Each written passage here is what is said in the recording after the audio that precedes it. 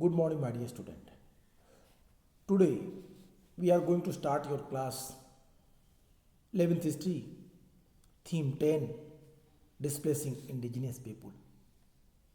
My dear, this chapter is very interesting because it gives us many more information about the native peoples of America and Australia. In this chapter, we will also try to understand about their problems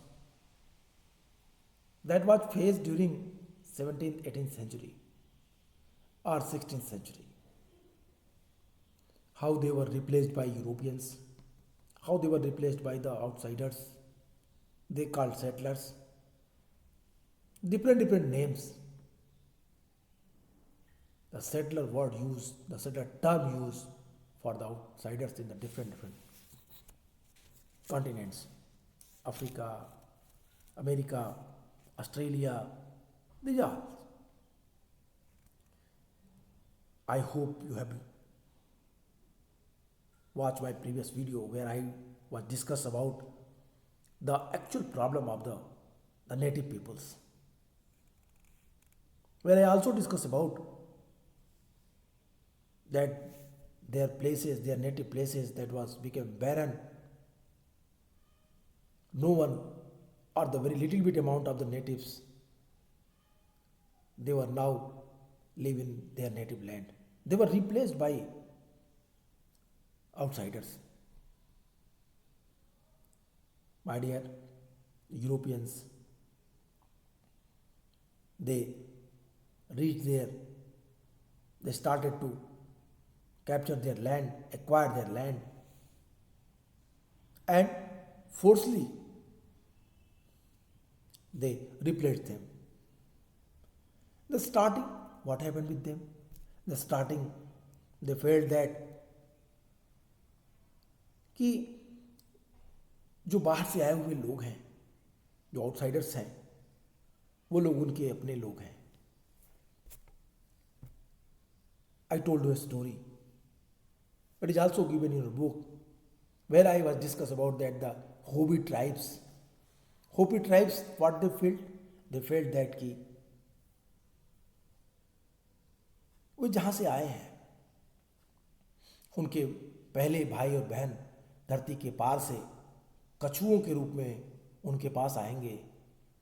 वे इंसान होंगे पर कछुओं के रूप में वो आएंगे. इसलिए जब समय आया तो होपी लोग धरती के उस पार से आने वाले इन कछुओं का स्वागत करने के लिए हमेशा तैयार रहते थे. जब यूरोपियंस उनके लैंड में उतरे, जमीन पे आए, बड़ी बड़ी जहाज़ों से दूर से देखने से वो कछुओं की तरह दिख रहे थे, जिनका बड़े खुले दिल से इनका स्वागत किया गया.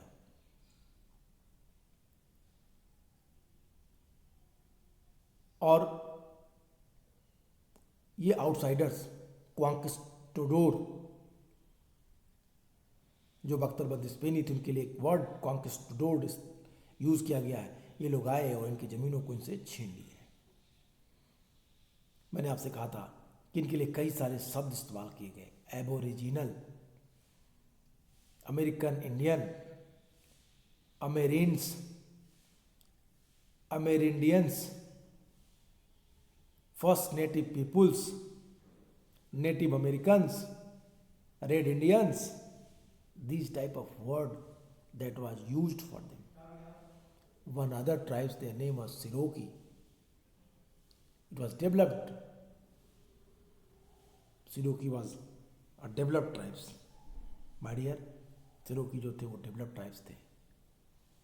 ये सारी की सारी प्रक्रियाएं चल रही थी. लेकिन इसमें शहरों में जो वर्तमान समय में बड़े बड़े शहर इस क्षेत्र में बसे हैं, उन शहरों में रहने वाले लोग जो बाहर से आए हुए हैं उनकी संख्या ज़्यादा है, और नेटिव्स जो वहाँ के मूल बासिंदे थे उनकी संख्या कम हो गई है.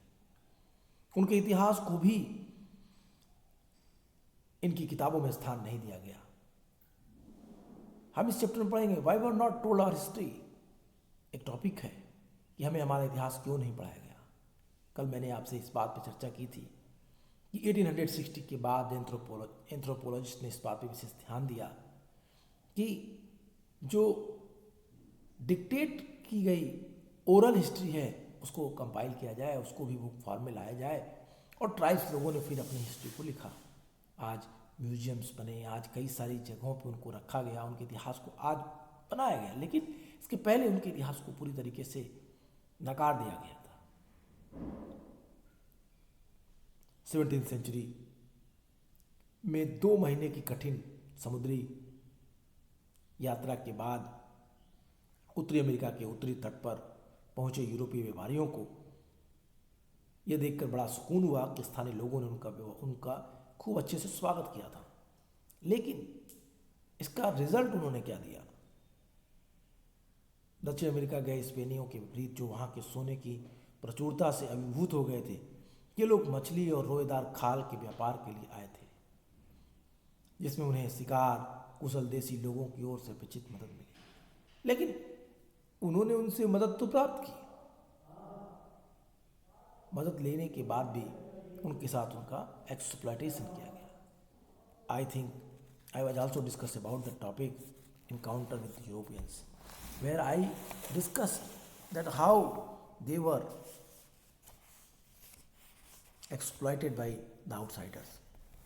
These points is, I mean, to the fact which was discussed by me in your previous class, it is very important. Mutual understanding, mutual concepts.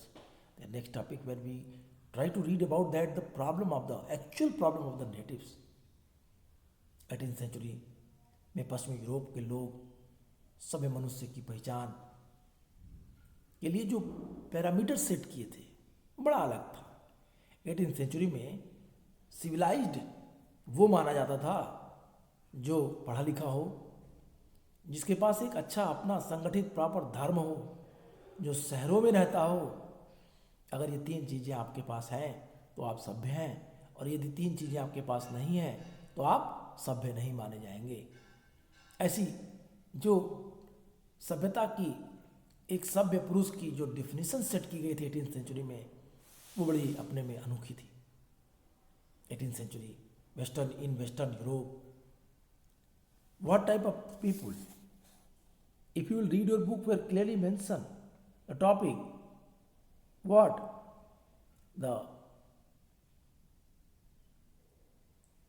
happened with the tribals, these points also discussed by me. मैंने आपको कल New Zealand, Australia में बसे हुए लोगों के बारे में बताया। मैंने आपसे ये भी कहा कि किस तरीके से वहाँ के लोग अपने अपने क्षेत्र को भले ही छोड़ दिए, लेकिन वहाँ के शहर आज भी, उनकी झीलें आज भी उनकी महान संस्कृति के नाम से ही जानी जाती है। ये टॉपिक हम लोगों ने कल पढ़ी थी, differences terms and use the English of the people of the new world, aboriginal, American, Red Indians, these are points. When you will see your book, you can easily understand that what I want to say.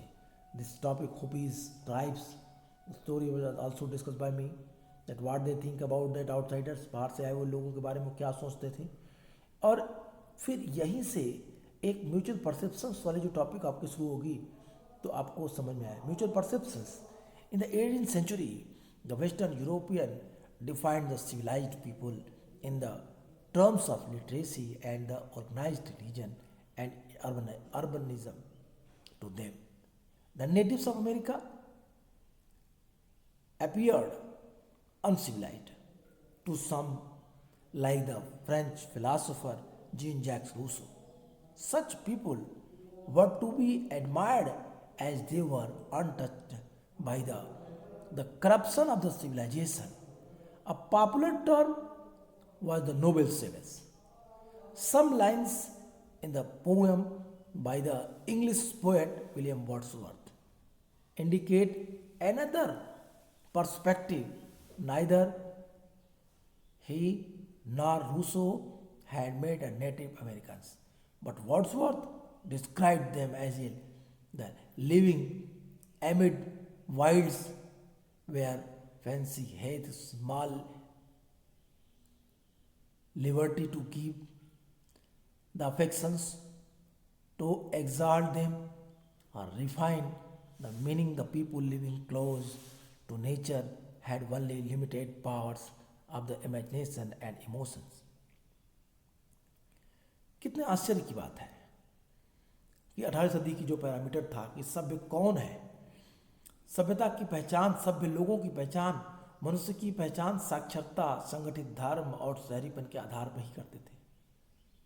उन्हें America के मूल निवासी असभ्य प्रतीत हुए। फ्रांसीसी दार्शनिक, फ्रांसीसी फिलासफर जीन जैक्स रूसो जैसे कुछ यूरोपियों के लिए ऐसे लोग तारीफ के काबिल थे क्योंकि वे सभ्यता की विकृतियों से अछूते थे। उसके लिए एक प्रचलित पद था उदात्त उत्तम जंगली या नोबेल सेवेज। एक दूसरा नजरिया अंग्रेजी के कवि विलियम वर्ड्सवर्थ की कुछ पंक्तियों से मिलता है। वर्ड्सवर्थ नेचर पोएट, वर्ड्सवर्थ लिखते हैं, वर्ड्सवर्थ और रूसो में से वर्ड्सवर्थ भी उनके बारे में, ट्राइबल्स के बारे में बातें करते हैं। लेकिन आश्चर्य की बात, वर्ड्सवर्थ और रूसो में से किसी भी दोनों में से कोई भी व्यक्ति किसी भी नेटिव से नहीं मिला था। लेकिन वर्ड्सवर्थ ने उनके वर्णन करते हुए लिखा है कि जो नेटिव हैं वो जंगलों में रहते हैं, जहाँ कल्पना शक्ति के पास उन्हें भाव संपन्न करने, उन्हें ऊंचा उठाने या पुरस्कृत करने के बहुत कम अवसर हैं। जिसका मतलब यह है कि प्रकृति के निकट रहने वालों की कल्पना शक्ति और भावना अत्यंत सीमित होती है। वर्ड्सवर्थ कहते हैं कि जो लोग जंगलों में रहते हैं उनके पास इमेजिनेशन पावर बहुत ही कम है, उनके पास इंटेलेक्चुअलिटी कम है, वो पढ़े लिखे नहीं है, इसलिए वो प्रज्ञावान बुद्धिमान नहीं है। इस तरह की सोच थी उनकी, वर्ड्सवर्थ की। मूल बासिंदे यूरोपीय लोगों के साथ जिन चीज़ों का एक्सचेंज करते थे, जो वहाँ के नेटिव्स थे, वो यूरोपियन के साथ जिन चीज़ों को एक्सचेंज करते थे वे उनके लिए दोस्ती में दिए गए उपहार थे, गिफ्ट के रूप में थे। लेकिन दूसरी तरफ जो बाहर से आए हुए लोग थे, यूरोपियंस थे, सेटलर्स थे, उनके लिए नेटिव्स के द्वारा दिया गया गिफ्ट यूरोपियंस को अमीर बनाने या यूरोपियंस जो अमीरी का सपना देखने वाले के लिए एक अच्छा वस्तु मानी जाती थी। मछलियों और रोएदार खाल माल जिनसे काफ़ी लंबा अच्छा मुनाफा प्राप्त करते थे। बेची जाने वाली चीज़ों के दाम पूर्ति के आधार पर साल दर साल बदलते रहते थे। लेकिन मूल निवासी उनकी कीमतों के बढ़ने, उनकी प्राइस को बढ़ने या घटने के बारे में नेटिव्स को कोई जानकारी नहीं थी। वे अपने मछलियों, वे अपने रोएदार पशुओं के बाल, उनकी खाल, उनके दांत गिफ्ट के रूप में देते थे। उसके बदले यूरोपियंस उन्हें नाम मात्र का या बहुत ही कम चीज़ें अवेलेबल कराते थे। व्यापारी उनकी चीज़ों के बदले में कभी तो बहुत सारा सामान देते और कभी बहुत कम। वे यूरोपियों के लालच को देखकर भी दुखी होते थे। प्रचुर मात्रा में रोएदार खाल हासिल करने के लिए उन्होंने सैकड़ों जो उद्बिलाव हैं को मारा, उनकी हत्या की, और मूल बासिंदे इससे काफ़ी विचलित थे। उन्हें सैकड़ों उद्बिलावों को मारने के लिए अफसोस था। वो ऐसा मानते थे कि ये उद्बिलाव जरूर बदला लेंगे। This is the very clear written here, author want to inform you but line is very clear. कहता to the natives the goods they exchange with the Europeans were gift given in friendship. For the Europeans, the dreaming of becoming rich, the fish and fur were commodities which they would sell for a profit in Europe. The priceless of the good they sold varied from year to year, depending on the supply. The native could not understand this. They had no sense of the market in faraway Europe. They were puzzled by the fact that the European traders sometimes gave them a lot of things in exchange for their goods, sometimes very little. They were also saddened by the greed of the Europeans. In their pittance to get fur. They had slaughtered hundred of the beavers, and the natives were very uneasy, fearing that animals would take revenge on them for these destructions. Following the first Europeans, who were traders, were those who came to settle in America. From the 17th century, there were a group of Europeans who were being the persecuted because they were a different sect of Christianity. The Protestant living in the predominantly Catholic countries are the Catholics in the countries where the Protestantism was the official religion. Many of them left Europe and went to America to begin a new life. As long as there was a vacant land, this was not the problem. But gradually the Europeans moved further islands near native village. They used their iron tools to cut down forest to lay out farms. That is the main problem. कहता है कि शुरुआत में आए हुए लोगों जो कि व्यापारी थे कि पीछे पीछे अमेरिका में बसने के लिए लोग भी आए. 17वीं सदी में यूरोपीय लोगों के कुछ समूह ईसाइयत के भिन्न भिन्न संप्रदायों से ताल्लुक़ रखने की वजह से उत्पीड़न के शिकार हुए थे. कैथोलिक प्रभुत्व के देशों में रहने वाले प्रोटेस्टेंट या प्रोटेस्टेंटवाद को राजधर्म का दर्जा देने वाले देशों में कैथोलिक, दोनों जगह जहाँ जिसकी अधिक प्रभुसत्ता थी, जहाँ जिसकी अधिक सॉवरेंटी थी, जहाँ जिसकी अधिक शक्ति थी, वो एक दूसरे को एक्सप्लॉइट करते थे. उनमें से बहुतेरों ने यूरोप छोड़ दिया और एक नई जिंदगी शुरू करने के लिए अमेरिका चले गए. जब तक वहाँ खाली ज़मीनें थी कोई. My dear, what I told you that the problem is that कि जो जहाँ से आया सीधे सीधे व्यापारियों के साथ अमेरिकी जो आके बस रहे थे, वो बसना प्रारंभ में कोई प्रॉब्लम नहीं थी, लेकिन धीरे धीरे जब वे यूरोपियंस अमेरिका के आंतरिक भागों में प्रवेश कर गए, मतलब कहता है कि उनमें से बहुतेरों ने यूरोप छोड़ दिया और एक नई जिंदगी शुरू करने के लिए अमेरिका चले गए. जब तक वहाँ खाली ज़मीनें थीं कोई समस्या नहीं थी, लेकिन धीरे धीरे जब वे आंतरिक भागों में प्रवेश किए, अमेरिका के अंदर प्रवेश किए, तो वहाँ के मूल निवासियों के गांव की ओर वो बढ़े. उन्होंने जंगलों की सफाई के लिए अपने लोहे के औजारों का इस्तेमाल किया, लोहे के वेपन्स, लोहे के इक्विपमेंट, लोहे के टूल्स का इस्तेमाल जंगलों को काटने में किया ताकि खेती को बढ़ाया जा सके. जो नेटिव्स थे,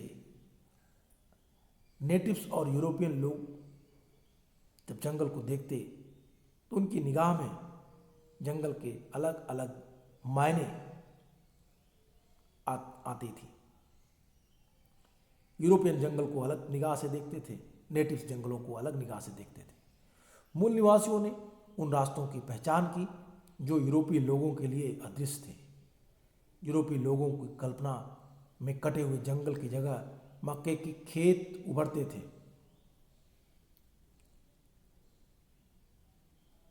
जेफरसन का सपना एक ऐसे देश का था जो छोटे छोटे खेतों वाले यूरोपीय लोगों से आबाद था.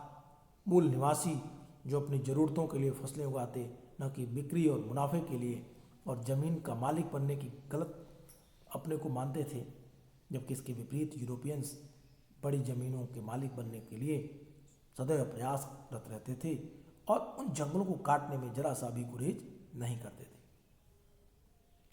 My dear, what I want to tell you, try to understand. The meaning of the forest is different for the natives, for the Europeans. Europeans, they felt that when we cut forest, we have to establish here a vast farming land. And the natives, they believe that forest is the soul of their culture. Natives and Europeans saw different things. When they looked at the forest, natives identified the tracks invisible to the Europeans, and Europeans imagined that the forest cut down and replaced by cornfields. Jefferson's dreams was a country populated by Europeans with small farms The natives who grew crops for their own needs, not for sale and profit, except Europeans, they want crops for sale and profit and thought it wrong. It owned the land, could not understand this. Jefferson's view that made themselves the uncivilised. Jefferson की जो सोच थी ये क्या बनाती थी, एक तरीके से उनकी सोच को बदलती थी। मेरे कहने का सेंस सिर्फ इतना ही है कि जो वहाँ के मूल निवासी और जो यूरोपियंस थे उन दोनों की निगाह में जंगल के मायने अलग अलग थे। जेफरसन जिसका सपना था कि अमेरिका एक ऐसा देश बनेगा जहाँ पे यूरोपियंस के छोटे छोटे फार्म हाउस होंगे, ये फार्म हाउस में मक्के की खेती लहलाएगी और ये फार्म हाउस उनके अपने होंगे, उनके अपने उस पर उनका अपना मालिकाना होगा। इसके विपरीत जो नेटिव्स थे उनका मानना था कि जंगल को काटना गलत है, जंगलों को काट के उतनी ही ज़मीन का यूज किया जाए जिससे उनकी आवश्यकताओं को पूरी की जा सके, जिससे वो अपनी आवश्यकताएं पूरी कर लें। उन्हें ज़मीन का मालिक बनने का कोई उनका इरादा न था, लेकिन यूरोपियंस जंगलों को काट के ज़मीन पे अपना मालिकाना हक चाहते थे। तो दोनों में एक बड़ी अंतर था। जो अपनी अपनी ज़रूरतों के लिए फसल उगाते थे जो नेटिव्स, और यूरोपियंस प्रॉफिट के लिए। यूरोपियंस ज़मीन का मालिक बनने चाहते थे, नेटिव्स ज़मीन का मालिक बनने को गलत मानते थे। इस बात को जो यूरोपियंस की जो मंशा थी उसको नेटिव समझ ना सके। यही चीज़ उन्हें जेफरसन की निगाह में असभ्य बनाती है। यही चीज़ जेफरसन की निगाह में कहती है कि जो यहाँ के नेटिव्स हैं वो लोग क्या हैं, वो लोग अनसिविलाइज्ड हैं। They are not taking seriously their land. Their land is very important for the Europeans. जिन देशों को हम कनाडा और संयुक्त राज्य अमेरिका के नाम से जानते हैं वे 18वीं सेंचुरी के अंत में अपने अस्तित्व में आए। अपने वर्तमान क्षेत्रफल का एक छोटा हिस्सा ही उस समय उनके कब्जे में था। मौजूदा आकार तक पहुंचने के लिए अगले 100 सालों में उन्होंने अपने नियंत्रण वाले इलाकों में काफ़ी इजाफा किया। संयुक्त राज्य अमेरिका ने कई विशाल क्षेत्र खरीदे थे। उन्होंने दक्षिण में फ्रांस, लुसियाना, परचेज, रूस में अलास्का में ज़मीनें खरीदी। साथ ही उन्होंने युद्ध में ज़मीनें जीती। दक्षिणी संयुक्त राज्य अमेरिका का अधिकतर हिस्सा मैक्सिको से ही जाता था। किसी के मन में यह ख्याल नहीं आया कि इन इलाकों में रहने वाले मूल बासिंदों की भी रजामंदी ले ली जाए जब उनकी ज़मीनें हम अधिकार कर रहे हैं। तो संयुक्त राज्य अमेरिका का पश्चिमी सरहद, पश्चिमी हिस्सा खिसकता चला गया और जैसे जैसे ये खिसकती जाती मूल निवासियों को भी पीछे खिसकने के लिए बाध्य करते। तो एक पूरा का पूरा चेंजेस हमारे सामने दिखाई देता है। और ये सारी चीज़ें यूरोप के अस्तित्व को एक नए देश में स्थापित करने का प्रयास था। अमेरिका के नेटिव पीपुल्स के कल्चर के ऊपर आघात था। ये चला, नेटिव्स खत्म हुए, उनके जानवरों की हत्या की गई। यूरोपियंस अपने लाभ के लिए उनके जंगल, उनकी ज़मीन, उनके खान, उनके संसाधन सब पे कब्जा किया, उनको उनकी ज़मीनों से हटाया। इसीलिए कहता है कि फ्रंटियर्स, जो वेस्ट फ्रंटियर्स थे, वो पीछे की तरफ खिसकते चले गए। We will continue this topic my dear. हम इस टॉपिक को कंटिन्यू रखेंगे। टॉपिक थोड़ा सा बड़ा है, इसमें थोड़े पॉइंट्स हैं। जैसे 19वीं सेंचुरी में अमेरिका की जो लैंडस्केप थी में ज़बरदस्त बदलाव आया। ज़मीन के प्रति यूरोपीय लोगों का रवैया मूल निवासियों से अलग था। ब्रिटेन और फ्रांस से आए कुछ प्रवासी ऐसे थे जो छोटे बेटे होने के कारण पिता की संपत्ति के उत्तराधिकारी नहीं बन सकते थे और इसी वजह से अमेरिका से ज़मीन के मालिक अमेरिका पहुंच करके वे खुद अपनी ज़मीन का मालिक बनना चाहते थे। बाद में जर्मनी, स्वीडन और इटली जैसे देशों से ऐसे अप्रवासी उमड़ पड़े जिनकी ज़मीनें बड़े किसानों के हाथ में चली गई थी और वे ऐसी ज़मीन चाहते थे जिसे वो अपना कह सकें। पोलैंड से आए लोगों को प्रेयरी चरागाहों में काम करना अच्छा लगता था, जो उन्हें अपने घरों के स्टेपीज़ की याद दिलाते थे। और यहाँ बहुत कम कीमत पर बड़ी संपत्तियां खरीद पाना उन्हें बहुत रास आ रहा था। उन्होंने जमीन की सफाई की, खेती का विकास किया। उन्होंने ऐसी फसलें उगाई जो यूरोप में नहीं उगाई जा सकती थी, इसलिए वहाँ के उन्हें ऊंचे मुनाफे पर बेचा जा सकता था। अपने विस्तृत खेतों को जंगली जानवरों, भेड़ियों और पहाड़ी शेरों से बचाने के लिए उन्होंने शिकार के जरिए उन्हें सफाया ही कर दिया। 1873 में कटीले तारों की खोज के बाद वे अपने को पूरी तरह से सुरक्षित महसूस करने लगे। उन्होंने अपने खेतों को कटीले तारों से घेर लिया, बाड़े बनाए। घर के बाहर काम करने के लिहाज से दक्षिण अफ्रीका की जलवायु यूरोपीय लोगों के लिए काफ़ी गर्म थी और दक्षिणी अमेरिकी उपनिवेशों का यह अनुभव रहा था कि दास बनाए गए मूल निवासी बहुत बड़ी संख्या में मौत के शिकार हुए थे। इसलिए बागान मालिकों ने अफ्रीका से दास खरीदे। दास प्रथा विरोधी समूहों के विरोध के चलते दासों के व्यापार पर तो रोक लग गई, लेकिन जो अफ्रीकी संयुक्त राज्य अमेरिका में थे और उनके बच्चे दास ही बनेंगे, क्योंकि जो दास थे उनके बच्चे अगली पीढ़ी में उनके दास के रूप में ही काम करने के लिए बाध्य थे। यद्यपि दास प्रथा पर रोक लगा दी गई, संयुक्त राज्य अमेरिका के उत्तरी राज्यों ने, जहां इकोनॉमिकल सिस्टम अर्थतंत्र बागानों पर टिका हुआ नहीं था, दास प्रथा को खत्म करने के पक्ष में दलीलें दी गई। उन्हें एक अमानवीय प्रथा बताया गया। 1861 to 65 दास प्रथा को जारी रखने वाले और उसमें खात्मे की वकालत करने वाले लोगों के राज्य दोनों के बीच गृह युद्ध छिड़ गया। कुछ लोग चाहते थे कि दास प्रथा को समाप्त कर दिया जाए, कुछ लोग चाहते थे दास प्रथा चलती रहे। जो बड़े बड़े बागान के मालिक थे वो चाहते थे कि स्लेवरी सिस्टम को एबोलिश नहीं कर सकते, it should be continue because it is very helpful and profitable for us. But those who live in the city area, they felt that it is the totally against the humanity. We should abolish. So that's why a civil war. America में civil वार छिड़ गया। नागरिकों की स्वतंत्रता के लिए, अपने संघर्ष में विजय के लिए 20th सेंचुरी में आकर उनको अपनी इस बात को, दास प्रथा को समाप्त करने में सफलता मिली। स्कूल में, ट्रेनों में, बसों में उन्हें अलग रखने की व्यवस्था समाप्त हुई। कनाडाई सरकार के सामने एक समस्या थी कि जो लंबे समय तक हल नहीं हो पाई थी और जो मूल निवासियों के सवाल के मुकाबले ज़्यादा जरूरी प्रतीत होती थी। 1763 में ब्रिटिश लोगों ने फ्रांस के साथ हुई लड़ाई में कनाडा को जीता था। वहाँ फ्रांसीसी जो सेटलर्स थे लगातार स्वायत्त राजनीतिक दर्जे की मांग कर रहे थे।